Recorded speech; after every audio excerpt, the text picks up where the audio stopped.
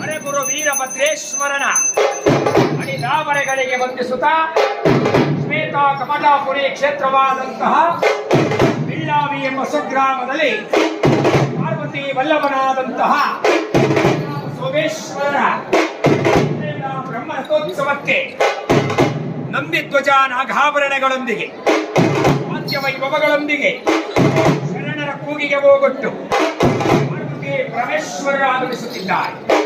ಪಾರ್ವತಿ ಪರಮೇಶ್ವರರ ದಾವರೆಗಳಿಗೆ ವಂದಿಸುತ್ತಾ ತ್ರ್ಯಂಬಕಂ ಯಜಾಮಹೇ ಸುಗಂಧಿಂ ಪುಷ್ಟಿವರ್ಧನ ವಿಮವರ್ಧನ ಮೃತ್ಯೋರ್ಮಕ್ಷೀಯಮಾಮೃತ ಪುರುಷಾಯ ವಿದ್ಮಹೇ ಮಹಾದೇವಾಯ ಧೀಮಹೇ ತನ್ನೋ ರುದ್ರ ಪ್ರಚೋದಯ.